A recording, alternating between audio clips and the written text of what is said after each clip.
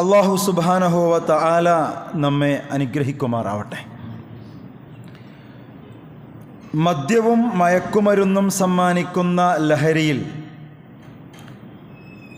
എല്ലാം മറക്കുന്ന ഒരു തലമുറ വളർന്നു വരുന്നു എന്നത് വളരെയേറെ ആശങ്കയോടെയും ഭയപ്പാടോടും കൂടിയാണ് നമ്മൾ നോക്കിക്കാണേണ്ടത്. വളരെയധികം ഭീകരവും നെട്ടലുണ്ടാക്കുന്നതും വിഷമകരവുമായ വാർത്തകളാണ് ഈ മലയാളത്തിൻ്റെ മണ്ണിൽ നിന്നും നമ്മൾ കഴിഞ്ഞ ദിവസങ്ങളിലൊക്കെ കേട്ടുകൊണ്ടിരിക്കുന്നത്. 10 മാസത്തോളം തന്നെ ചുമന്ന് നൊന്ത് പ്രസവിച്ച മാതാവിനെ ലഹരിക്കടിപ്പെട്ട ഒരുത്തൻ വെട്ടിക്കൊലപ്പെടുത്തുന്ന ദൃശ്യങ്ങൾ അല്ലെങ്കിൽ വാർത്തകൾ. കൊല്ലുന്ന സമയത്ത് അവൻ ലഹരിയൊന്നും ഉപയോഗിച്ചിട്ടില്ല എങ്കിൽ പോലും പൊതുവെ അവൻ ലഹരിക്കടിപ്പെട്ടവനായിരുന്നു. അറിവ് പകർന്നു കൊടുക്കുന്ന അധ്യാപകർക്ക് നേരെ കൊലവിളി നടത്തുന്ന വിദ്യാർത്ഥിയുടെ ചിത്രം നമ്മൾ ഇന്നലകളിൽ കണ്ടവരാണ്, മനസ്സിലാക്കിയവരാണ്. ചെറുതും വലുതുമായ ഇത്തരം ധാരാളം വാർത്തകൾ ദിനേന നമ്മൾ കേട്ടുകൊണ്ടിരിക്കുന്നു, കണ്ടുകൊണ്ടിരിക്കുന്നു. ഇനി പത്രങ്ങളിലും ചാനലുകളിലൊന്നും വരാത്ത സമാന സംഭവങ്ങൾ വേറെയും ധാരാളം നമ്മുടെ നാടുകളിൽ നടന്നുകൊണ്ടിരിക്കുന്നുണ്ട്. ദൈവത്തിൻ്റെ സ്വന്തം നാട് എന്ന് നമ്മുടെ കേരളത്തെ വിളിച്ചിരുന്നവർ ഇന്ന് ലഹരിയിൽ ആറാടുന്ന നാട് എന്ന് നമ്മുടെ സ്വന്തം കേരളത്തെക്കുറിച്ച് പലരും പറഞ്ഞു തുടങ്ങിയിരിക്കുന്നു എന്നുള്ളത് ഒരു യാഥാർത്ഥ്യമാണ്.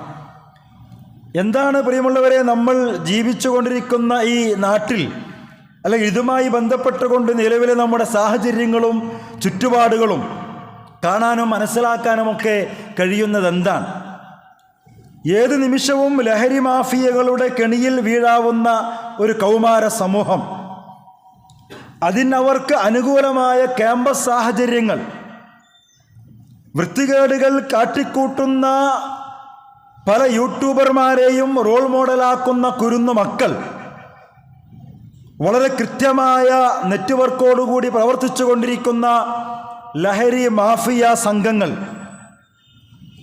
മദ്യത്തിൻ്റെയും ലഹരി വസ്തുക്കളുടെയും ഒക്കെ മദ്യത്തിൻ്റെ പ്രത്യേകിച്ചും അതിൻ്റെ പോഷക ഗുണങ്ങൾ വളരെ പരസ്യമായിക്കൊണ്ട് തന്നെ എണ്ണിപ്പറയുന്ന, മീഡിയകൾക്ക് മുമ്പിൽ വിളിച്ചു പറയുന്ന ജനപ്രതിനിധികൾ, ലഹരിയെ നാടിൻ്റെ മുഖ്യ വരുമാനമാക്കാൻ വേണ്ടി വീണ്ടും ശ്രമിച്ചുകൊണ്ടിരിക്കുന്ന ഭരണ സംവിധാനങ്ങൾ, ഇതിൻ്റെയൊക്കെ ഇടയിൽ തങ്ങളുടെ മക്കളുടെ കാര്യത്തിൽ ഭയപ്പാടോടും നെഞ്ചിടിപ്പോടും കൂടി മുന്നോട്ട് പോകുന്ന മാതാപിതാക്കൾ, ഇതാണ് നമ്മുടെയൊക്കെ നാടിൻ്റെ ഒരു ചിത്രമെന്ന് പറയുന്നത്. വളരെ ഗുരുതരമായ ഒരു അപകടത്തിലേക്കാണ് നമ്മുടെ നാടും സംവിധാനങ്ങളുമൊക്കെ ഈ വിഷയത്തിൽ മുന്നോട്ട് പോയിക്കൊണ്ടിരിക്കുന്നത് എന്ന് നമ്മൾ മനസ്സിലാക്കിക്കൊണ്ടിരിക്കുകയാണ്. ഒരു രാജ്യത്തിൻ്റെ തന്നെ സാമൂഹിക ഘടനയെ വളരെ പ്രതികൂലമായി ബാധിക്കുന്ന ഗുരുതരമായ പ്രശ്നങ്ങളാണ് മയക്കുമരുന്നുൾപ്പെടെ ലഹരി വസ്തുക്കൾ. നമുക്കറിയാം, ഇത് ഒരു സമൂഹത്തെ തന്നെ കാർന്നു തിന്നുന്ന ക്യാൻസറായി വളർന്നുകൊണ്ടിരിക്കുകയാണ്. അക്ഷരാർത്ഥത്തിൽ ഈ സമൂഹത്തെ തന്നെ കാർന്നു തിന്നുകൊണ്ടിരിക്കുന്ന മാരകമായ ക്യാൻസറായി ഈ ലഹരിയുടെ ഉപയോഗം, അതിൻ്റെ വിപണനം, അതിൻ്റെ പ്രചരണം, ഇതൊക്കെയും പടർന്ന് പന്തലിച്ചു കൊണ്ടിരിക്കുന്നു എന്ന് നമ്മൾ മനസ്സിലാക്കണം. ഒരു കാലഘട്ടത്തിൽ, ഒരുപക്ഷെ നമ്മുടെയൊക്കെ ചെറുപ്പകാലത്ത് മദ്യം, കറുപ്പ്, കഞ്ചാവ് പോലുള്ള പേരുകളാണ് നമ്മൾ ലഹരിയുമായി ബന്ധപ്പെട്ട് കേട്ടിരുന്നത്. എന്നാൽ ഇന്ന് പേരുകൾ പോലും പറയാൻ അറിയാത്ത, പറ്റാത്ത, കഴിയാത്ത വിധത്തിലുള്ള നൂറുകണക്കിന് സിന്തറ്റിക് ലഹരി പദാർത്ഥങ്ങൾ വിവിധ രൂപത്തിലും ഭാവത്തിലുമൊക്കെ യുവജനങ്ങൾക്കിടയിലേക്ക്, വിദ്യാർത്ഥികൾക്കിടയിലേക്ക്, അവരുടെ ജീവിതത്തിലേക്ക് ദുരന്തമഴയായി വർഷിച്ചു കൊണ്ടിരിക്കുന്ന ഒരു കാലഘട്ടത്തിലാണ് നമ്മൾ ജീവിച്ചു കൊണ്ടിരിക്കുന്നത്. നമ്മൾ മനസ്സിലാക്കേണ്ടത്, ഒരു സമൂഹത്തെ നശിപ്പിക്കാൻ, ഒരു തലമുറയെ, ഒരു രാജ്യത്തെ തന്നെ നശിപ്പിക്കാൻ ഏറ്റവും എളുപ്പമായ മാർഗമെന്ന് പറയുന്നത് ആ രാജ്യത്തെ ആ ജനവിഭാഗത്തിലെ വിദ്യാർത്ഥികളെയും യുവജനതകളെയും ഒക്കെ വഴിതെറ്റിക്കുക എന്നുള്ളതാണ്. നിങ്ങൾ ആലോചിച്ച് നോക്കൂ, ഒന്ന് പഠിച്ചു നോക്കൂ. ലഹരി ഉൽപ്പാദിപ്പിക്കുന്ന പല രാജ്യങ്ങളും അവ വിവിധ മാർഗങ്ങളിലൂടെ ഇന്ത്യ പോലുള്ള രാജ്യങ്ങളിലേക്ക് കയറ്റുമതി ചെയ്യുന്നത് സാമ്പത്തിക ലക്ഷ്യം മാത്രം മുമ്പിൽ കണ്ടുകൊണ്ടല്ല, മറിച്ച് അതിലൂടെ വളർന്നു വരുന്ന വിദ്യാസമ്പന്നരായ യുവ സമൂഹത്തെ വഴിതെറ്റിച്ചുകൊണ്ട് ഇല്ലാതാക്കിക്കൊണ്ട് രാജ്യത്തിൻ്റെ അഖണ്ഡതയെയും അതിൻ്റെ സാമ്പത്തിക, സാംസ്കാരിക, ബൗദ്ധിക, ബുദ്ധിപരമായ പുരോഗതിയെയും ഒക്കെ തടയുക എന്നൊരു വലിയ അജണ്ടയുടെ ഭാഗമായിട്ട് കൂടിയാണ് നമ്മൾ തിരിച്ചറിയേണ്ടതുണ്ട്. രാജ്യത്ത് ഏകദേശം 16 കോടി ആളുകൾ മദ്യം ഉപയോഗിക്കുന്നുണ്ട് എന്നാണ്. ഇതിനല്പം മുമ്പുള്ള കണക്കാണ്. ഇന്ത്യ രാജ്യത്ത് 16 കോടി ആളുകൾ മദ്യം ഉപയോഗിക്കുന്നുണ്ടെന്നാണ്. 3.1 കോടി വ്യക്തികൾ, 1 കോടി വ്യക്തികൾ കഞ്ചാവ് ഉൽപ്പന്നങ്ങൾ, അതുമായി ബന്ധപ്പെട്ട ലഹരി വസ്തുക്കൾ ഉപയോഗിക്കുന്നുണ്ട് എന്നാണ് അല്പം മുമ്പ് വന്ന കണക്ക്. ഈ ലഹരിയുടെ ഉപയോഗം മൂലം വ്യക്തി മാത്രമല്ല, സാമൂഹികവും രാഷ്ട്രീയവും സാംസ്കാരികവുമായ കുടുംബപരമായ എല്ലാ മേഖലകളിലും വലിയ പൊട്ടിത്തെറികളാണ് സംഭവിച്ചുകൊണ്ടിരിക്കുന്നത് എന്ന് നമ്മൾ മനസ്സിലാക്കുന്നുണ്ട്. കേവലമായ നൈമിഷിക ആസ്വാദനം എന്നതിനപ്പുറം ലഹരി ഉപയോഗം കൊണ്ട് മനുഷ്യനൊന്നും നേടാൻ സാധിക്കുന്നില്ല എന്ന് അത് ഉപയോഗിക്കുന്നവർക്കും അതിനെ പ്രചരിപ്പിക്കുന്നവർക്കും അത് വിപണനം നടത്തുന്നവർക്കും അറിയാനിട്ടല്ല, മറിച്ച് കുടിച്ചും മതിച്ചും ജീവിതം തീർക്കാനുള്ളൊരു പ്രവണത അതൊരു ട്രെൻഡായി മാറിയിരിക്കുന്നു എന്നുള്ളതാണ്. ഇതൊന്നും ഉപയോഗിക്കുന്നില്ലെങ്കിൽ എന്തോ ഒന്നില്ലാത്തതുപോലെ, ഒരു ആണത്തമില്ലാത്തവനെ പോലെ, ഒരു സ്റ്റാറ്റസ് ഇല്ലാത്തവനെ പോലെയായി മാറിക്കൊണ്ടിരിക്കുന്ന ഒരു കാലഘട്ടത്തിലാണ് നമ്മൾ ജീവിച്ചു കൊണ്ടിരിക്കുന്നത്. പ്രിയമുള്ളവരെ, നമ്മൾ വിശ്വാസികളാണല്ലോ, ഇസ്ലാമിൻ്റെ ആളുകളാണല്ലോ നമ്മളൊക്കെ. ഇസ്ലാമിനെ സംബന്ധിച്ചിടത്തോളം ലഹരിയുടെ കാര്യത്തിൽ ശക്തമായ താക്കീതാണ് അതിൻ്റെ ആളുകൾക്ക് നൽകിയിട്ടുള്ളത്. മദ്യം ഉൾപ്പെടെയുള്ള ലഹരികളുടെ വിപത്തിനെ ഉണർത്തിക്കൊണ്ട്, ദൂഷ്യങ്ങളെ ഉണർത്തിക്കൊണ്ട് അള്ളാഹുവിൻ്റെ റസൂൽ കരീം സല്ലല്ലാഹു അലൈഹി വസല്ലം പറഞ്ഞ വാക്കുകളും വർത്തമാനങ്ങളുമൊക്കെ വളരെ പ്രസക്തവും ചിന്തനീയവുമാണ്. ഒരു ഹദീസിൽ കാണാം, അൽ ഹംറു ഉമ്മുൽ ഫവാഹിഷ് വ അക്ബറുൽ കബായിർ മൻ ശരിബഹ വഖഅ അലാ ഉമ്മിഹി വ ഖാലതിഹി. അല്ലാഹുവിൻ്റെ റസൂൽ കരീം സല്ലല്ലാഹു അലൈഹി വസല്ലം പറയുകയാണ്, മദ്യം എന്ന് പറയുന്നത് നീചവൃത്തികളുടെ ഉമ്മയാണ്. വൃത്തികേടുകളുടെ, തമ്മാടിത്തരങ്ങളുടെ, നീച പ്രവർത്തനങ്ങളുടെ മാതാവാണ് മദ്യം എന്ന് പറയുന്നത്. അത് ആ കാലഘട്ടത്തിൽ മദ്യമെന്ന് ഉപയോഗിച്ചതാണ്. മഹാന്മാരായ പണ്ഡിതന്മാർ വിശദീകരിക്കുന്നുണ്ട്, എല്ലാത്തരം ലഹരികളെക്കുറിച്ചുമുള്ള സൂചനയാണത്. ഇപ്പം മദ്യം ഉൾപ്പെടെയുള്ള ലഹരി എന്ന് പറയുന്നത് അതോടുകൂടി അവിടെ അവസാനിക്കുന്നില്ല. അത് എല്ലാ തരം തിന്മകളുടെയും ഉമ്മയാണ്, മാതാവാണ്. മാത്രമല്ല അത് വൻ പാപവുമാണ്. എന്നിട്ട് റസൂൽ സല്ലല്ലാഹു അലൈഹി വസല്ലം വിശദീകരിക്കുന്നത്, വല്ലവനും അത് ഉപയോഗിച്ചാൽ അവൻ അവൻ്റെ മാതാവിൻ്റെയും അവൻ്റെ പിതൃ സഹോദരിയുടെയും മാതൃ സഹോദരിയുടെയും മേൽ അവൻ വീണെന്നിരിക്കും എന്ന് പറഞ്ഞാൽ, അതകത്ത് ചെന്ന് കഴിഞ്ഞാൽ, അത് ഉപയോഗിച്ചു കഴിഞ്ഞാൽ പിന്നെ സ്വന്തം ഉമ്മയെയും പെങ്ങളെയും അമ്മായിയെയും എളാമനെയൊന്നും തിരിച്ചറിയാൻ കഴിയാത്ത അവസ്ഥയിലേക്ക് മനുഷ്യൻ മാറുമെന്നാണ് ആ പറഞ്ഞത്. ലഹരിയുടെ വലിയൊരു പ്രത്യാഘാതത്തെക്കുറിച്ച് കൊണ്ട് സൂചിപ്പിക്കുന്നൊരു ഹദീസാണത്. ഒരിക്കൽ നബി സല്ലല്ലാഹു അലൈഹി വസല്ലം അബൂ ദർദ എന്ന് പറയുന്നൊരു കൂട്ടുകാരന്, സ്വഹാബിക്ക് കൊടുക്കുന്നൊരു വസിയത്തുണ്ട്. അദ്ദേഹം പറയാണ്, ഔസാനി ഖലീലി സല്ലല്ലാഹു അലൈഹി വസല്ലം, അള്ളാഹുവിൻ്റെ ഹബീബ് സല്ലല്ലാഹു അലൈഹി വസല്ലം എനിക്ക് നൽകിയൊരു ഉപദേശമുണ്ടായിരുന്നു, വസിയത്തുണ്ടായിരുന്നു. ലാ തശ്രിബുൽ ഹംർ, നീ മദ്യം കുടിക്കാൻ പാടില്ല, മദ്യം ഉപയോഗിക്കാൻ പാടില്ല. ഫഇന്നഹാ മിഫ്താഹു കുല്ല ശർ, മദ്യം എന്ന് പറയുന്നത്, ലഹരി എന്ന് പറയുന്നത് അത് എല്ലാ തിന്മയുടെയും താക്കോലാണ്. എത്ര നോക്കൂ നിങ്ങൾ, എത്ര അർത്ഥവത്തായ ഒരു പ്രയോഗമാണ് അള്ളാഹുവിൻ്റെ ഹബീബ് നടത്തിയത് ലഹരിയെക്കുറിച്ച്. നിങ്ങൾ ലഹരി ഉപയോഗിക്കാൻ പാടില്ല, നിങ്ങൾ മദ്യം ഉപയോഗിക്കാൻ പാടില്ല, അതിൻ്റെ മറ്റു സംവിധാനങ്ങളൊന്നും നിങ്ങൾ ഉപയോഗപ്പെടുത്തരുത്. കാരണം ലഹരി എന്ന് പറയുന്നത് അത് എല്ലാ തിന്മകളുടെയും താക്കോലാണ്. അത് മറ്റു തിന്മകളിലേക്ക്, വേണ്ടാത്തരങ്ങളിലേക്ക്, വൃത്തികേടിലേക്ക്, കൊലയിലേക്ക് വരെ നിങ്ങളെ അത് തുറന്നു വിടും എന്ന് റസൂല് പറഞ്ഞതിൻ്റെ കൃത്യമായ ബോധ്യമാണ് കഴിഞ്ഞ ദിവസം സ്വന്തം ഉമ്മയെ വെട്ടിക്കൊന്നവൻ്റെ ചിത്രത്തിലൂടെ നമ്മൾ കണ്ടത്. വിശദീകരിക്കേണ്ടതില്ലല്ലോ. 3 തിന്മകൾ ചെയ്യാൻ വേണ്ടി ഒരു മനുഷ്യനോട് ആവശ്യപ്പെടുകയും അവനവൻ്റെ ബൗദ്ധികമായ ബുദ്ധിപരമായ ചിന്ത കൊണ്ട് ഏറ്റവും ചെറിയൊരു തെറ്റവൻ തിരഞ്ഞെടുത്തു. ഒന്ന് മദ്യപിക്കണമെന്നായിരുന്നു, വ്യഭിചരിക്കാനായിരുന്നു 2, മറ്റൊന്ന് ഒരു കുട്ടിയെ കത്തിയെടുത്തുകൊണ്ട് കുത്തിക്കൊല്ലാനായിരുന്നു. ആ മനുഷ്യൻ അവൻ്റെ ബുദ്ധി ഉപയോഗപ്പെടുത്തിക്കൊണ്ട് യുക്തിയിൽ ഏറ്റവും ചെറിയത് ചെയ്തു. മറ്റു 2ഉം ഭീകരമാണ്. അതുകൊണ്ടൊരൽപ്പം മദ്യം കഴിക്കാം, അവൻ മദ്യം കഴിച്ചു. അത് വീണ്ടും വീണ്ടും അവനെ മത്തനാക്കുകയും കൂടുതൽ കൂടുതൽ ലഹരി ഉപയോഗിക്കുകയും അവസാനം മറ്റു 2 തിന്മകളും അവൻ ചെയ്തു എന്ന് ചരിത്രത്തിൽ നിന്ന് വായിക്കാൻ കഴിയും.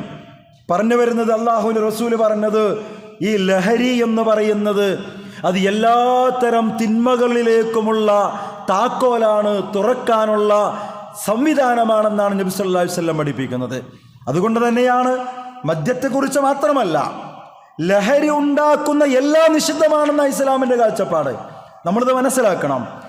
ലഹരി ഉണ്ടാക്കുന്ന എന്തെല്ലാം ഉണ്ടോ അതൊക്കെയും നിഷിദ്ധമാണെന്നാണ് ഇസ്ലാമിൻ്റെ കാഴ്ചപ്പാട്. അള്ളാഹുവിൻ്റെ റസൂൽ കരീം സല്ലല്ലാഹു അലൈഹി വസല്ലം പറഞ്ഞതായിട്ട് ഉമ്മു സലമ റളിയല്ലാഹു അൻഹ റിപ്പോർട്ട് ചെയ്യാൻ, എല്ലാ ലഹരി ഉണ്ടാക്കുന്നതിനെയും തളർച്ചയും ബുദ്ധിമാന്യവും ഉണ്ടാക്കുന്നതിനെയും നബി സല്ലല്ലാഹു അലൈഹി വസല്ലം നിരോധിച്ചിരിക്കുന്നു എന്നാ പറഞ്ഞത്. മറ്റൊരു റസൂൽ പറഞ്ഞെന്താ, കൂടുതൽ ഉപയോഗിച്ചാൽ ലഹരി ഉണ്ടാക്കുന്നതെല്ലാം കുറച്ചുപയോഗിക്കുന്നത് നിഷിദ്ധമാണ്. ചില ആളുകളൊക്കെ പറഞ്ഞു കേട്ടിട്ടുണ്ട്, വല്ലാണ്ടൊന്നും കഴിക്കാറില്ല, ഞാൻ ഉപയോഗിക്കുകയാണെന്ന് വളരെ കുറച്ചേ ഉപയോഗിക്കാറുള്ളൂ. ഇങ്ങനെയൊക്കെ പറയുന്ന ആളുകളുണ്ട് സമുദായത്തിനകത്ത്. മറ്റാളുകളെ കുറിച്ചല്ല പറയുന്നത്. മുസ്ലിം നാമധാരികളായിക്കൊണ്ട് തന്നെ നമസ്കാരം നിർവഹിക്കുന്നതോടൊപ്പം തന്നെ ഏതൊക്കെയോ ചില സാഹചര്യങ്ങളിൽ പെട്ടുപോയി ഇതിനടിപ്പെട്ട ആളുകൾ പറയുന്ന ചില വർത്തമാനങ്ങളാ. എപ്പോഴെങ്കിലൊക്കെ ഒന്ന് കുറച്ച് കഴിക്കുന്നു. അത് കഴിക്കലാവട്ടെ, വെച്ച് തിരകലാവട്ടെ, തേക്കലാവട്ടെ, സിറിഞ്ചാവട്ടെ, വാസനിക്കലാവട്ടെ, അതിന് പല കോലങ്ങളും ഇന്ന് ലോകത്തുണ്ടല്ലോ. എന്ത് തന്നെയാണെങ്കിലും ലഹരി ഉണ്ടാക്കുന്നത് അതെന്താണോ അതിൻ്റെ കുറച്ചും നിഷിദ്ധമാണെന്ന് കാല റസൂലുള്ളാഹി സ്വല്ലല്ലാഹു അലൈഹി വസല്ലം. ആയിഷ റളിയല്ലാഹു പറയാൻ, തീർച്ചയായും അല്ലാഹു സുബ്ഹാനഹു വ തആല ഈ മദ്യം എന്ന് പറയുന്ന സാധനം നിരോധിക്കാനുള്ള കാരണം അതിൻ്റെ പേര് നോക്കിയിട്ടല്ല, പിന്നെ അതിൻ്റെ അനന്തരഫലത്തെക്കുറിച്ച് ഓർത്തിട്ടാണെന്നാണ്. എന്നിട്ട് പറയാണ്, മദ്യത്തിൻ്റെ ഫലമുണ്ടാക്കുന്ന എല്ലാ പാനീയങ്ങളും ഒരുപോലെ നിഷിദ്ധമാണ്. നിങ്ങളതിന് ഏത് പേരിലിട്ട് വിളിച്ചാലും ശരി. പല ആളുകളും ഫത്വയൊക്കെ ചോദിക്കാറുണ്ട്, പല രീതിയിലും ചോദ്യങ്ങൾ ചോദിക്കാറുണ്ട്. അത് തെറ്റാണോ, ഇത് തെറ്റാണോ, അങ്ങനെ പറ്റൂലേ, ഇങ്ങനെ പറ്റൂലേ. മദ്യത്തെക്കുറിച്ച് മാത്രമല്ല, അള്ളാഹുവിൻ്റെ റസൂൽ കരീം സല്ലല്ലാഹു അലൈഹി വസല്ലം പറയുന്നത്, മദ്യത്തിൻ്റെ ഫലമുണ്ടാക്കുന്ന എന്തെല്ലാം പാനീയങ്ങളുണ്ടോ, വസ്തുക്കളുണ്ടോ, അതൊക്കെ തന്നെയും തുല്യമാണ്, നിഷിദ്ധമാണ് എന്ന് ദാറുഖുത്നി റിപ്പോർട്ട് ചെയ്ത ഹദീസിൽ നമുക്ക് കാണാൻ കഴിയും. കുല്ലു മസ്കരിൻ ഹംർ വ കുല്ലു മസ്കരിൻ ഹറാം. ലഹരി ഉണ്ടാക്കുന്നതൊക്കെ മദ്യമാണ്, ലഹരി ഉണ്ടാക്കുന്നതൊക്കെയും നിഷിദ്ധമാണെന്നൊക്കെ വ്യത്യസ്തങ്ങളായ രൂപത്തിലും ശൈലിയിലും ഇത്തരം വിഷയങ്ങളെക്കുറിച്ച് ആവർത്തിച്ചുകൊണ്ട് അല്ലാഹുവിൻ്റെ ഹബീബ് സല്ലല്ലാഹു അലൈഹി വസല്ലം പറയുന്നത് കാണാൻ കഴിയും. മദ്യമുൾപ്പെടെയുള്ള ലഹരി ഉപയോഗിക്കുന്നവനെക്കുറിച്ച് റസൂൽ സല്ലല്ലാഹു അലൈഹി വസല്ലം ഒരിക്കൽ പറഞ്ഞൊരു വർത്തമാനമുണ്ട്. അൽ ഹംറു ഉമ്മുൽ ഹബായിസ്. നേരത്തെ പറഞ്ഞതുപോലെ എല്ലാ വൃത്തികേടുകളുടെയും മാതാവാണ് ഹംർ എന്ന് പറയുന്നത്. മമൻ ശരിബഹ, ആരാണോ അത് ഉപയോഗിക്കുന്നത്, ലം യഖ്ബലില്ലാഹു മിൻ സ്വലാത്തൻ 40 യൗമ, 40 ദിവസത്തെ നമസ്കാരം അല്ലാഹു സ്വീകരിക്കൂല. മനസ്സിലാക്കണം, 40 ദിവസത്തെ നമസ്കാരം അല്ലാഹു സ്വീകരിക്കൂല. ആരുടെ? ഇത്തരത്തിൽ ലഹരി ഉപയോഗിക്കുന്ന, അത് നുണയുന്ന, അത് ടേസ്റ്റ് നോക്കുന്ന ആളുകളെ കുറിച്ചാണ് ഈ പറയുന്നത്. 40 ദിവസത്തെ നമസ്കാരം അല്ലാഹുവിന്റെ സ്വീകരിക്കൂല. എന്ന് മാത്രമല്ല, ഫഇൻ മാത വഹിയ ഫീ ബത്നിഹി മാത മീതത്തുൻ ജാഹിലിയ, ആ മദ്യമുൾപ്പെടെയുള്ള ലഹരിയുടെ അംശം വയറ്റിലുള്ള അവസ്ഥയിലാണ് ഒരു മനുഷ്യൻ മരിക്കുന്നതെങ്കിൽ അവൻ ജാഹിലിയ്യ കാലത്തെ മരണമാണ് മരിച്ചിരിക്കുന്നത്, മുസ്ലിമായിട്ടല്ല. ഇസ്ലാമിൻ്റെ പേരും ഒക്കെ ഉണ്ടെങ്കിൽ പോലും മുസ്ലിമായിട്ട് മരിച്ചു എന്ന് അവനെ പറ്റി പറയാൻ പറ്റൂല എന്നാ. അവൻ ജാഹിലിയ്യ കാലത്തെ വൃത്തികെട്ട മരണമാണ് മരിച്ചിരിക്കുന്നത്. 40 ദിവസത്തെ നമസ്കാരം പടച്ചോൻ അവരിൽ നിന്ന് സ്വീകരിക്കൂല എന്നാ പറഞ്ഞത്. ലാ യദ്ഖുലുൽ ജന്നത ആക്കുൻ, മറ്റൊരിക്കൽ പറഞ്ഞു മാതാപിതാക്കളെ ഉപദ്രവിക്കുന്നവൻ സ്വർഗത്ത് പോകൂല. വലാ മന്നാൻ, അങ്ങനെ വിശദീകരിച്ച അവസാനം പറയാ വലാ മുദ്മിനു ഹം, മദ്യത്തിനടിപ്പെട്ടൊരുത്തൻ, ലഹരിക്കടിപ്പെട്ടൊരുത്തൻ അവനും സ്വർഗത്തിൽ പ്രവേശിക്കില്ല എന്നല്ലാഹു റസൂൽ പറയാം. 10 വിഭാഗം ആളുകളെ മദ്യവുമായി ബന്ധപ്പെട്ട്, ഞാൻ പറയുന്നത് ആ കാലഘട്ടത്തിലെ പ്രധാന ലഹരി മദ്യമായതുകൊണ്ട് ഹദീസുകളിൽ ആ പ്രയോഗം കാണുന്നത്. ഈ 2025 ജീവിക്കുന്ന നമ്മൾ ഇന്ന് ലഭിക്കുന്ന മറ്റ് വസ്തുക്കളെയാണ് ആ സമയത്ത് ആ മനസ്സിൽ നമ്മൾ കാണേണ്ടത്, ആ സ്ഥലത്ത് ചേർത്ത് വെക്കേണ്ടത്. നബി സല്ലല്ലാഹു അലൈഹി വസല്ലം പറയാണ്, കള്ളിൻ്റെ വിഷയത്തിൽ 10 പേരെ അല്ലാഹുവും അല്ലാഹുവിൻ്റെ റസൂലും ശപിച്ചു. അതൊന്ന് മദ്യം മാറ്റുന്നവൻ, 2 അത് ആർക്ക് വേണ്ടിയാണോ ഉണ്ടാക്കി കൊടുക്കുന്നത് അവൻ, 3 അത് കുടിക്കുന്നവൻ, അത് വഹിക്കുന്നവൻ, അത് ആർക്ക് വേണ്ടി വഹിക്കുന്നുവോ അവൻ, വിൽക്കുന്നവൻ, കുടിപ്പിക്കുന്നവൻ, അതിൻ്റെ വില തിന്നുന്നവൻ, അത് വിലക്ക് വാങ്ങിക്കൊടുക്കുന്നവൻ, ആർക്ക് വേണ്ടി വാങ്ങുന്നുവോ അവൻ. ഇങ്ങനെ 10 വിഭാഗത്തല്ല ശപിച്ചു എന്ന വേറെ റിപ്പോർട്ടിലുള്ളത്. ഒരിക്കൽ ജിബ്രീൽ അലൈഹിസ്സലാം എൻ്റെ അടുത്ത് വന്നിട്ട് ഇങ്ങനെ അല്ല ശപിച്ചിരിക്കുന്നു എന്ന് പറഞ്ഞ് 10 വിഭാഗത്തെക്കുറിച്ച് പറഞ്ഞു ഈ ലഹരിയുമായി ബന്ധപ്പെട്ട് എന്നാ കാണാൻ കഴിയുക. ചില ആളുകൾ ചോദിക്കാറുണ്ട്, മുമ്പൊക്കെ ഈ മിലിറ്ററിയിലൊക്കെ ജോലി ചെയ്യുന്ന ചില ചെറുപ്പക്കാർ അവർ ചോദിക്കാറ്, ഞാൻ അങ്ങനെ ഉപയോഗിക്കാറൊന്നുമില്ല, പക്ഷേ ആ കോട്ടയിലൊക്കെ ഇങ്ങനെ കുറേ കിട്ടും അവിടെ നിന്ന്. അപ്പോൾ അതിങ്ങനെ നാട്ടിലേക്കൊക്കെ വരുമ്പോൾ കൊടുന്നിട്ട് മറ്റുള്ളവർക്ക് കൊടുക്കണതിന് കുഴപ്പമുണ്ടോ എന്നൊക്കെ ചോദിക്കാറുണ്ട്. കുഴപ്പമുണ്ടെന്ന് തന്നെ ഈ പറയണത്. കുഴപ്പമുണ്ടെന്ന് മാത്രമല്ല, പടച്ചോൻ ശപിച്ചവരിൽ ഉൾപ്പെട്ടു എന്നായി പറഞ്ഞത്. അപ്പോൾ നമ്മുടെയൊക്കെ ഒരു ധാരണയുണ്ട്, കള്ള് കുടിക്കൽ മാത്രമേ തെറ്റുള്ളൂ, ലഹരി ഉപയോഗിക്കുന്നതേ തെറ്റുള്ളൂ, അത് വാങ്ങിക്കൊടുക്കുന്നതും അത് കച്ചവടം ചെയ്യണതും അതിന് എന്തെങ്കിലുമൊക്കെ സപ്പോർട്ട് ചെയ്ത് കൊടുക്കണമെന്നും പ്രശ്നമല്ല എന്നൊക്കെ ധരിക്കുന്ന ആളുകൾ ഇപ്പോഴുമുണ്ട് സമുദായത്തിനകത്ത്. അതുകൊണ്ടാണ് പലരും അത്തരത്തിലുള്ള ലഹരി വസ്തുക്കൾ കച്ചവടം ചെയ്തിട്ട് ജീവിക്കുന്നത് ഈ കാലഘട്ടത്തിലും. തിരിച്ചറിയണം, അല്ലാഹുവിൻ്റെ റസൂൽ പറഞ്ഞത് ഈ ലഹരിയുമായി ബന്ധപ്പെട്ടുകൊണ്ട് 10 വിഭാഗത്തെ അല്ലാഹു സുബ്ഹാനഹു വ തആല ശപിച്ചിരിക്കുന്നു എന്നാ. അള്ളാഹിൻ്റെ ശാപേറ്റ് വാങ്ങേണ്ടി വന്ന പിന്നെ അതിലപ്പുറം എന്താ ഉള്ളത്? ഗൗരവത്തോടെ നമ്മൾ ആലോചിക്കേണ്ടതാണ്. അപ്പോൾ ഏതെങ്കിലും തരത്തിൽ ഇതുമായി ബന്ധപ്പെട്ടാൽ അവൻ അള്ളാഹുവിൻ്റെയും റസൂലിൻ്റെയും ശാപമുണ്ട് എന്നാണ് ഈ പറഞ്ഞതിനർത്ഥം. നമ്മൾ മനസ്സിലാക്കണം, ഇതൊക്കെ മറ്റുള്ളവർക്ക് നമ്മൾ എത്തിച്ചു കൊടുക്കണം ഈ സംസാരങ്ങളും ഈ വർത്തമാനങ്ങളൊക്കെ. സത്യവിശ്വാസികൾ എന്ന നിലക്ക് ഇത്തരം തിന്മകൾക്കെതിരെ പോരാടുകയും അതിലേക്കെത്തുന്ന സാഹചര്യങ്ങൾ എന്തൊക്കെയാണെന്ന് മനസ്സിലാക്കുകയും മറ്റുള്ളവർക്ക് ബോധവൽക്കരണം നടത്തുകയും ചെയ്യേണ്ടുന്ന ഉത്തരവാദിത്തമുള്ള ആളുകളാണ് നമ്മൾ തിരിച്ചറിയണം. ലഹരിയിലേക്ക് മനുഷ്യനെത്തിക്കുന്ന ഒരുപാട് സാഹചര്യങ്ങളുണ്ട്. അതിൽ വളരെ പ്രധാനപ്പെട്ടതാണ് കൂട്ടുകെട്ടെന്ന് പറയുന്നത്, പ്രത്യേകിച്ചും ചീത്ത കൂട്ടുകെട്ടുകൾ. ഇത് നേരത്തെ പറഞ്ഞതുപോലെ ക്യാമ്പസിൽ മാത്രമല്ല, ജോലിസ്ഥലത്ത് മാത്രമല്ല, അത് കളിസ്ഥലത്തുണ്ട്, കുളിസ്ഥലത്തുണ്ട്, എല്ലായിടത്തും ഇതുണ്ട്. മുമ്പൊരിക്കൽ സ്ഥാപനത്തിൽ ചില കുട്ടികളെ പിടിച്ചിട്ട് എവിടെ നിന്നാണ് നിങ്ങൾക്ക് ഇതിനുള്ള സംവിധാനം വന്നതെന്ന് ചോദിച്ചപ്പോൾ പറഞ്ഞത്, വൈകുന്നേരം കളിക്കാൻ പോകും, കളി കഴിഞ്ഞിട്ട് അങ്ങനെ ഒരു കുളത്തിൽ ഞങ്ങളൊന്ന് വെച്ച് കുളിച്ചിട്ടാണ് വരിക, ആ കുളിക്കടവിൽ പോകുമ്പോഴാണ് ഇത് കിട്ടലും കൈമാറ്റം ചെയ്യലും എന്നാണ് പറഞ്ഞത്. മനസ്സിലാക്കണം, ഇത്തരം സംഘങ്ങളും കൂട്ടുകെട്ടുകളുമൊക്കെ വിഭാഗങ്ങൾ അത് ഓഫ്ലൈനിൽ മാത്രമല്ല ഓൺലൈനിലുമുണ്ട്, എല്ലാ രംഗത്തുമുണ്ടത്. പല ആളുകളും ലഹരിയിലേക്ക് ആദ്യമായിട്ട് കാലെടുത്ത് വെക്കുന്നത് കളിസ്ഥലത്ത് നിന്ന് കളിക്കാൻ പോയപ്പോഴാണ്, അങ്ങനെ ടൂറ് പോയപ്പോഴാണ്. ഇതൊക്കെയാണ് അനുഭവങ്ങൾ. നമ്മൾ തിരിച്ചറിയണം, ലഹരി വസ്തുക്കൾ നിർത്തിയവരെ പോലും വീണ്ടും വീണ്ടും അതിലേക്ക് തിരിച്ചു കൊണ്ടുവരാനുള്ള ടീമുകളുണ്ട്, മാഫിയകളുണ്ട്. ഇതൊക്കെ രക്ഷിതാക്കളെ നമ്മളും മനസ്സിലാക്കുകയും തിരിച്ചറിയുകയും വേണം. MDMA ഉപയോഗിച്ചിട്ട് അതിന് 2 വർഷം വളരെ കൃത്യമായി അതിന് അടിമയായൊരു സഹോദരൻ അവസാനം അതിൽ നിന്നൊക്കെ മാറി രക്ഷപ്പെട്ട്, ഇന്നലെ ഞാനൊരു ചാനലിൽ ഒരു അഭിമുഖം കണ്ടു ആ സുഹൃത്തിൻ്റെ.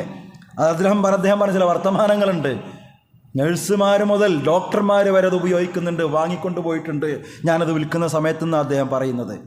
എന്നിട്ട് അപ്പോൾ ചോദിക്കുന്നുണ്ട് അവതാരകൻ, ആ സുഹൃത്തിനോട് ചോദിക്കുന്നുണ്ട്, താങ്കൾ എപ്പോഴാണ് ആദ്യമായിട്ടത് ഉപയോഗിച്ച് തുടങ്ങിയത്? ബീച്ചിൽ പോയപ്പോഴാണ്.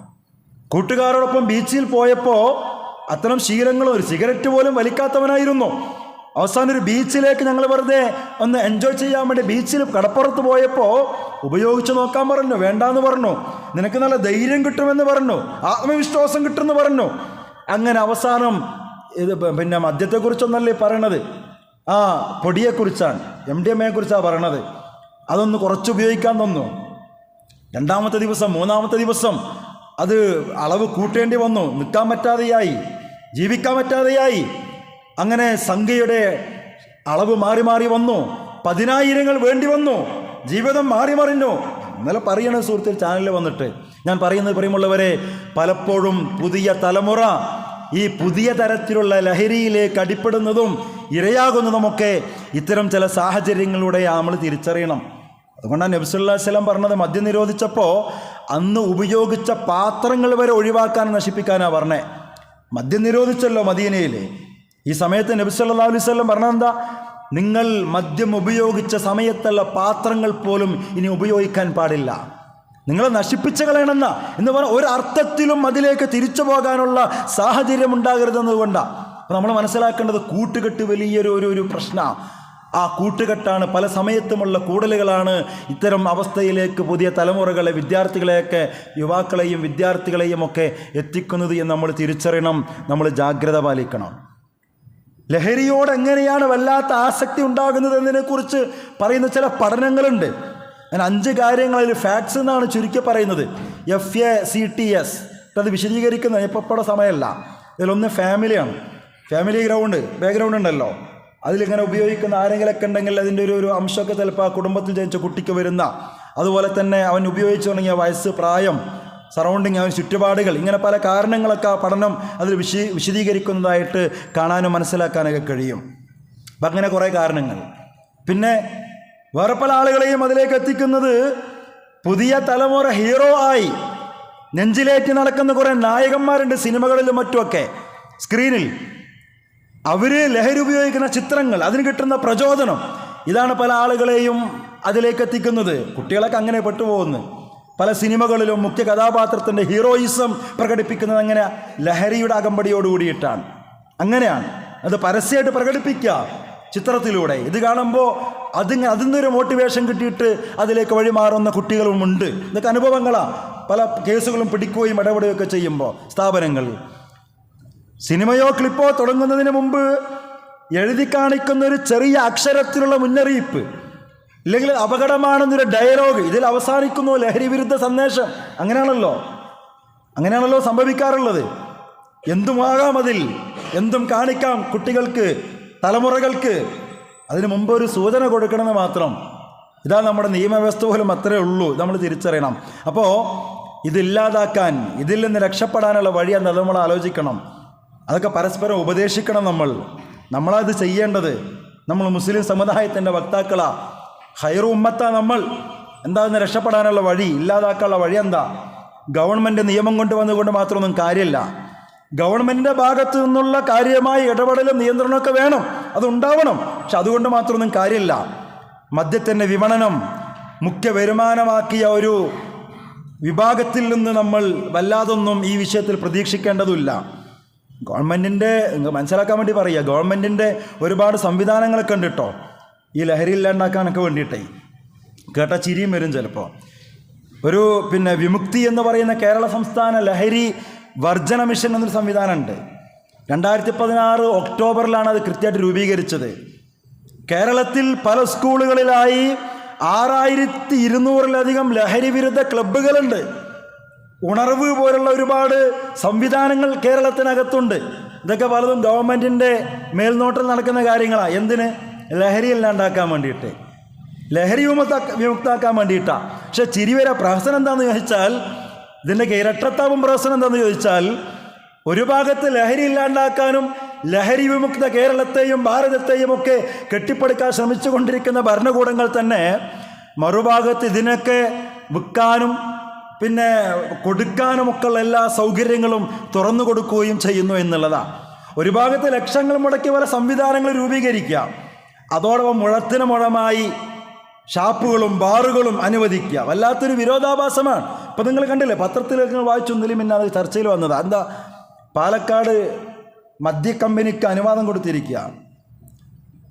ഒരു സമയത്ത് കൊക്കക്കോള എന്നൊരു കമ്പനിക്ക് അനുവാദം കൊടുത്തിട്ട് എങ്ങനെയാണ് ആ പ്ലാച്ചിമട എന്ന പ്രദേശത്തെ മനുഷ്യന്മാർ വെള്ളം കിട്ടാണ്ട് ഇപ്പോഴും അതിനെ കെടുതി അനുഭവിച്ചുകൊണ്ടിരിക്കുക? അവിടെ മനസ്സിലാക്കണം, ഇപ്പോഴും അവിടെ പ്ലാച്ചിമടയിലെ മനുഷ്യന്മാർ വെള്ളം ചൊറിയാണ് കുളിക്കാൻ വെള്ളം എടുത്ത. അവിടുത്തെ കിണറ്റിൽ നിന്ന് വെള്ളമെടുത്ത് ചോറ് വെച്ചാൽ വൈകുന്നേരം ആകുമ്പോഴേക്ക് ഈ ചോറ് ചാണകം പോലെ ആകുന്നാണ് പറയണത്. ഇപ്പോഴും അതിന് ദുരന്തം അനുഭവിച്ചുകൊണ്ടിരിക്കുക. ഇതൊക്കെ മനസ്സിലാക്കിയ ഭരണകൂടമാണ് ഇപ്പോൾ പാലക്കാട് കഞ്ചിക്കോട് ഒരു മദ്യ ഫാക്ടറി തുടങ്ങാൻ അനുവാദം കൊടുത്തിരിക്കുന്നത്. പല വിദ്യാഭ്യാസ സ്ഥാപനങ്ങളുടെയും അടുത്തുള്ള കടകളിൽ, അത് പെട്ടിക്കടാവട്ടെ അല്ലാത്തതാവട്ടെ, ലഹരി വിൽപ്പന എന്നത് രഹസ്യമായ പരസ്യമാണ്.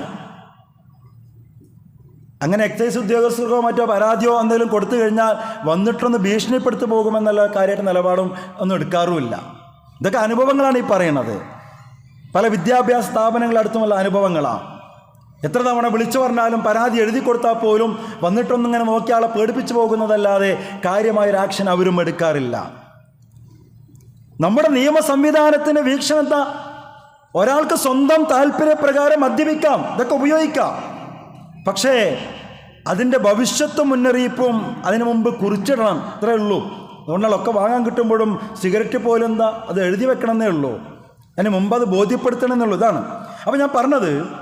ഇത്തരം ഒരു മൂഢ നിയമം നിലനിൽക്കുന്ന കാലത്തോളം ഇതിനൊന്നും ഒരു പരിഹാരം കണ്ടെത്തുക സാധ്യമല്ല. ഇതൊക്കെ നമ്മൾ തിരിച്ചറിയണം. ഞാൻ നേരത്തെ പറഞ്ഞതുപോലെ ഗവൺമെൻറ് ഉണ്ടാക്കുന്ന സംവിധാനങ്ങളെ കൊണ്ടൊന്നും ഈ സാധനങ്ങളെല്ലാം ഉണ്ടാക്കാൻ കഴിയില്ല. അമേരിക്കയിലൊക്കെ മുമ്പ് എത്രയോ ലക്ഷം മില്യൺ ഡോളർ ഉപയോഗിച്ചു എന്നാണ് മദ്യം നിരോധിക്കാൻ വേണ്ടിയിട്ട്. അമേരിക്കയിൽ നടന്നില്ല എന്നാണ് പറയണത്. വേറെ കുറേ ഭവിഷ്യത്ത് അവിടെ ഉണ്ടായി എന്നാണ് പറയണേ. അപ്പം അങ്ങനെയൊന്നും നടക്കില്ല. അത് നടക്കണമെങ്കിൽ എന്ത് ചെയ്യണം? വിശ്വാസികൾ, അതാണ് അവിടെ മനസ്സിലാക്കേണ്ടത്. അതങ്ങനെ വേറെ വഴിക്ക് പോട്ടെ. വിശ്വാസികൾ എന്ന നിലയ്ക്ക് നമുക്ക് ചില ഉത്തരവാദിത്തങ്ങളുണ്ട്.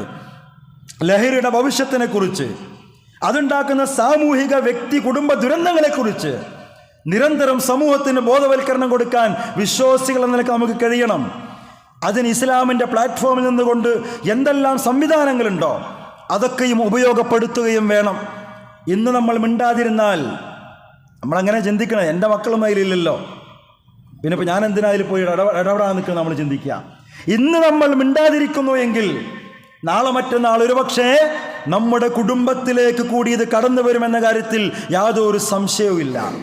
അപ്പം അത്തരം ആളുകളെ കണ്ടിട്ട് അവർക്ക് ദുനിയാവിലും പരലോകത്തൊക്കെ അനുഭവിക്കേണ്ടി വരുന്ന നിയമപരമായ പ്രശ്നങ്ങൾ, ദീനിപരമായ പ്രശ്നങ്ങളും പിന്നെ ശിക്ഷകളും ഇതൊക്കെ അവർക്ക് ബോധ്യപ്പെടുത്തി കൊടുക്കാൻ നമുക്ക് കഴിയണം, സാധിക്കണം. മയക്കുമരുന്നിൻ്റെ അടിമയ്ക്ക് ഇന്നലകളിലെ സുഖജീവിതം നാളെ മറ്റന്നാൾ അയാളെ അഴുക്കുചാറിലേക്ക് തള്ളിയിടും. ലഹരിക്കടിമയായവരാണ് പലപ്പോഴും വാഹനാപകടങ്ങളിൽ ഭൂരിഭാഗവും. സമൂഹത്തിൻ്റെ മുഴുവൻ ശാപവും പേറി ഒരു നല്ല മടക്കം പോലും പ്രതീക്ഷിക്കാതെ ജീവച്ഛവമായി കഴിയേണ്ടി വരും. കുടുംബത്തിന്, സമൂഹത്തിന്, നാട്ടിന് ഭാരമായി മാറും. അവസാനം തെരുവ് തണ്ടി അഴികളെണ്ണി നിരകിച്ച് ജീവിതം അവസാനിപ്പിക്കേണ്ടി വരും. ഇതൊക്കെ നമ്മൾ കണ്ടുകൊണ്ടിരിക്കുന്ന അനുഭവങ്ങളാണ്. ഇതൊക്കെ ബോധ്യപ്പെടുത്തി കൊടുക്കാൻ കഴിയണം. പള്ളികളും മഹല്ലുകളും ഈ മേഖലയിലുള്ള അവരുടെ ഉത്തരവാദിത്വം നിർവഹിക്കണം. ബാങ്ക് കൊടുക്കലും നിസ്കരിക്കലും ജമാഅത്ത് നടത്തലും മാത്രമല്ല മഹല്ലിൻ്റെ ഉത്തരവാദിത്വം എന്ന് പറയുന്നത്. കല്യാണം നടത്തി കൊടുക്കലും നിക്കാഹ് നടത്തി കൊടുക്കലും മാത്രമല്ല ഉത്തരവാദിത്വം, വേറെ പലതും ഇവിടെ മഹല്ലിന് ചെയ്യാനുണ്ട്. അപ്പോൾ ഈ ലഹരിയുടെ വിഷയത്തിലൊക്കെ കാര്യപ്പെട്ട നിലപാടുകളെടുക്കാൻ, ബോധവൽക്കരണ പ്രവർത്തനങ്ങൾ നടത്താൻ മഹല്ലുകൾക്ക് കഴിയണം, സാധിക്കണം. ഇതിൽ നിന്നൊക്കെ രക്ഷപ്പെടുത്തി വരുന്ന ആളുകളെ അവരെ അക്കോമഡേറ്റ് ചെയ്യാൻ, മൊബൈൽ ചാർജ് ചെയ്യുന്ന പോലെ അവർക്ക് ഈമാൻ ചാർജ് ചെയ്ത് കൊടുക്കാൻ, അവർക്ക് ഉത്തരവാദിത്തങ്ങൾ ഏൽപ്പിച്ചു കൊടുക്കാൻ, വീണ്ടും അവർ ഇതിലേക്ക് തിരിച്ചു പോകാതിരിക്കാനുള്ള സംവിധാനങ്ങളൊക്കെ പള്ളികളും കമ്മിറ്റികളും മഹല്ലുകളൊക്കെ ചേർന്ന് കണ്ടെത്തണം, ചെയ്യണം. നമുക്കറിയാലോ, തിന്മ ചെയ്യാനുള്ള മനസ്സും ധർമ്മം കേൾക്കാൻ ഇഷ്ടപ്പെടാത്ത കാതുകളും വർദ്ധിച്ചു കൊണ്ടിരിക്കുന്നൊരു കാലത്താണ് നമ്മൾ ജീവിച്ചു കൊണ്ടിരിക്കുന്നത്. കുടുംബ സംവിധാനത്തിൽ ലഹരി വരുത്തി തീർക്കുന്ന അരുതായ്മകളുടെ കണക്ക് വരുമ്പോൾ കേരളത്തിൻ്റെ കണക്ക് പറയുന്നത് ഏറ്റവും കൂടുതൽ ആത്മഹത്യകളും വിവാഹമോചനങ്ങളും നടക്കുന്നത് പുരുഷന്മാരുടെ അമിതമായ ലഹരി ഉപയോഗം മൂലമാണെന്ന് വനിതാ കമ്മീഷൻ സർവേ പുറത്തു പറയുന്നുണ്ട്. ഇതൊക്കെ നമ്മൾ തിരിച്ചറിയേണ്ടതാ. ഇത് എവിടെയെങ്കിലും ആർക്കെങ്കിലും ബാധിക്കണതല്ല. നമ്മൾ ഗൗരവത്തിലെടുത്തില്ലെങ്കിൽ നാളെ മറ്റന്നാൾ നമ്മൾ വിരൽ കടിച്ച് കരയേണ്ടി വരും. അനുഭവങ്ങളാണിതൊക്കെ, തിരിച്ചറിയണം നമ്മൾ. മനുഷ്യർക്ക് നന്മയാണ് ഇസ്ലാം താല്പര്യപ്പെടുന്നത്. തിന്മകളെക്കുറിച്ച് ശക്തമായ മുന്നറിയിപ്പ് നൽകുന്നുണ്ട്. ഇതിൻ്റെ ഭാഗമായി പല വസ്തുക്കളും ഇസ്ലാം ശരീഅത്ത് ഇസ്ലാമിൽ നിഷിദ്ധമാക്കിയിട്ടുണ്ട്. ഇതൊക്കെ തലമുറകൾക്ക് പഠിപ്പിച്ചു കൊടുക്കാൻ നമുക്ക് കഴിയണം. ലഹരി ഉൽപ്പന്നങ്ങളും പലവിധത്തിലും സമൂഹത്തിൽ ആധിപത്യം പുലർത്തിയപ്പോൾ, നൊന്ത് പ്രസവിച്ച ഉമ്മമാരെപ്പോലും വെട്ടിനുറുക്കിയപ്പോൾ, കുടുംബങ്ങളെ തകർത്തെറിയുന്ന വില്ലനായി ലഹരി വസ്തുക്കൾ ഇവിടെ അഴിഞ്ഞാടിയപ്പോൾ, വിദ്യാർത്ഥികളെയും ചെറുപ്പക്കാരെയും ലഹരി പിടിമുറുക്കിയപ്പോൾ, നിങ്ങളുടെ നാട്ടിലെ പെട്ടിക്കടകൾ വരെ ലഹരിയുടെ വിപണന കേന്ദ്രമായപ്പോൾ, ഭരിക്കുന്ന സംവിധാനങ്ങളും ഭരണകർത്താക്കളും നാൾക്കുനാൾ ഇത് വിൽക്കാനും വിപണനം നടത്താനുമുള്ള എല്ലാവിധ ഒത്താശയും ചെയ്തു തുടങ്ങിയപ്പോൾ, ലഹരി ഉപയോഗിക്കുന്നവരുടെ ഇരകളായി പിഞ്ചു കുഞ്ഞുങ്ങൾ പോലും മാറാൻ തുടങ്ങിയപ്പോൾ, വിശ്വാസികൾ എന്ന പേരിൽ മേനി നടിക്കുന്ന നിങ്ങൾ എന്തെടുക്കുകയായിരുന്നു എന്ന് റബ്ബ് നമ്മോട് ചോദിക്കുമ്പോൾ അതിന് നമ്മൾ വിലപ്പെട്ട മറുപടി പറയേണ്ടി വരും. പ്രിയമുള്ളവരെ, നമ്മുടെ മനസ്സിലാണ്ടാണോ ഇതിലൊക്കെയും നമ്മുടെ കൈകൾക്ക്, നമ്മുടെ നിശബ്ദതകൾക്ക്, നമ്മുടെ മൗനങ്ങൾക്ക് ഏതൊക്കെയോ അർത്ഥത്തിൽ പങ്കുണ്ടെന്ന തിരിച്ചറിവ് നമുക്കുണ്ടാകണം. കുൻതും ഹൈറ ഉമ്മ ഉഖിരിജത്തിൽ ഇന്നാസ്, വിശുദ്ധ ഖുർആൻ നമ്മളെക്കുറിച്ച് പറഞ്ഞ വർത്തമാനത, നിങ്ങളൊരു ഉത്തമ സമൂഹമാണ്. ഉഖിരിജത്തിൽ ഇന്നാസ്, തലമുറകൾക്ക് വേണ്ടി, ജനങ്ങൾക്ക് വേണ്ടി നിങ്ങൾ അല്ലാഹ് കൊണ്ടുവന്നിരിക്കുന്നു. തഅ്മുറൂന ബിൽ മഅറൂഫി വതൻഹൗന അനിൽ മുൻകർ, നന്മ കൽപ്പിക്കലും തിന്മ വിരോധിക്കലാണ് നിങ്ങളുടെ ഉത്തരവാദിത്വം. ഇത് നിർവഹിക്കാൻ നമുക്ക് കഴിയണം. പ്രത്യേകിച്ചും ഈ ലഹരിയുടെ വിഷയത്തിൽ എന്താണോ വിശ്വാസി സമൂഹം എന്ന നിലക്ക്, ഒരു മുസ്ലിം എന്ന നിലക്ക് എന്താണോ ഈ നാട്ടിൽ, ലോകത്ത് നമുക്ക് നിർവഹിക്കാനുള്ള ഉത്തരവാദിത്വം, അത് അർത്ഥവത്തായി നിർവഹിക്കാൻ നമുക്ക് കഴിയണം.